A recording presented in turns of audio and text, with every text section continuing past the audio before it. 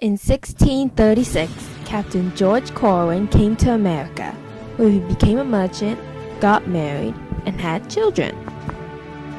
Among them was Jonathan Corwin, who later, in 1675, bought a house on Essex Street in Salem, Massachusetts.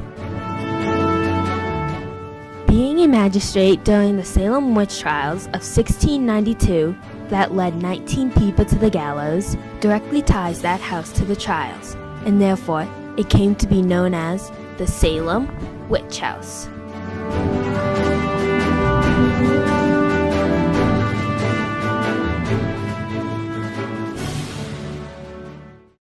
Wish, wish, wish.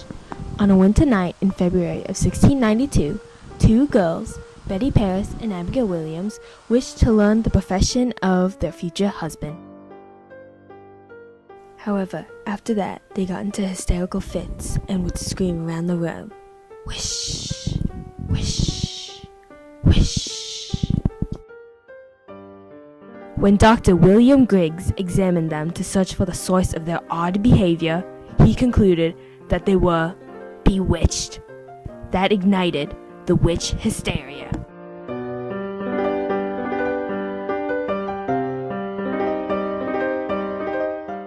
When demanded to exploit the witch, they chose to blame Tituba, Sarah Good, and Sarah Osborne. Tituba, the Native American slave of the Paris household, had entertained the girls with fortune-telling activities and baked a witch's cake in order to help with Betty and Abigail's fits by feeding it to the dog.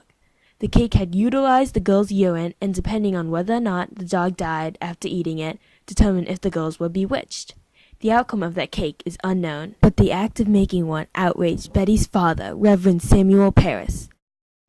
During her trial, Tituba was badgered by John Hawthorne and Jonathan Corwin until she confessed, admitting that she had red palms, told fortunes, pinched the four accusing girls, Betty, Abigail, Ann Putnam, and Elizabeth Hubbard, as well as riding on poles with Osborne and Good.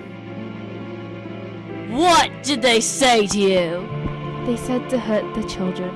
Did you hurt them? They hurt the children, and then they threatened to hurt me if I did not hurt the children.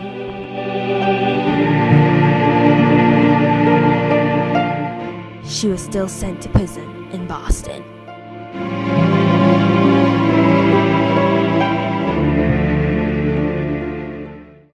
Sarah Osborne had stopped going to church for around a year, in outrage to the Puritans, who would go to church every Sunday for 6 hours. She was an outcast that was of no harm to anyone to be blamed for using witchcraft.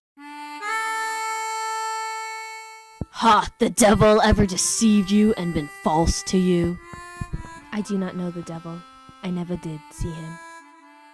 She protested her innocence, but she was still sent to prison, where she died on May 10th, 1692.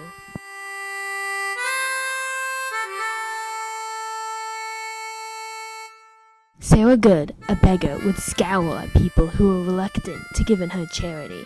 She, like Tituba, was harshly badgered during her trial, but persisted on her innocence. What evil spirit have you familiarity with? None. Have you made no contract with the devil? No.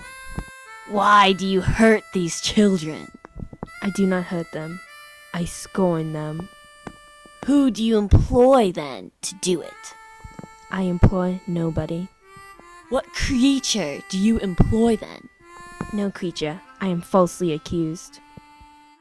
She was hanged on July 19th, 1692.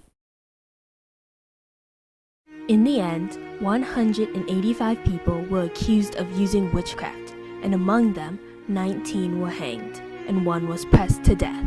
The trials ended on October 3rd, 1692. A few years later, in 1697, Samuel Sewall, a magistrate like Jonathan Corwin, apologized, realizing the innocent blood that was shed due to the verdict of the unjust court. He was the only magistrate who apologized.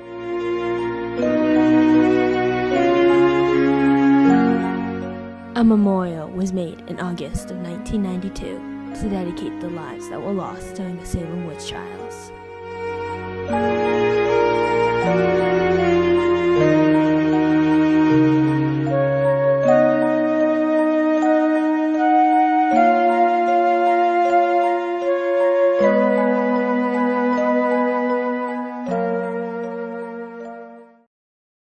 The witch house is now open for visitors to peruse the vast possessions of the Corn family, who were very wealthy and privileged. It takes visitors back to the lifestyle during the 17th century.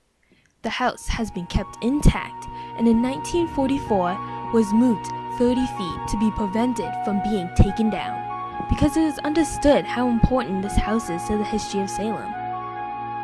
It allows us to never forget the mistakes and misfortunes of the people of Salem Village.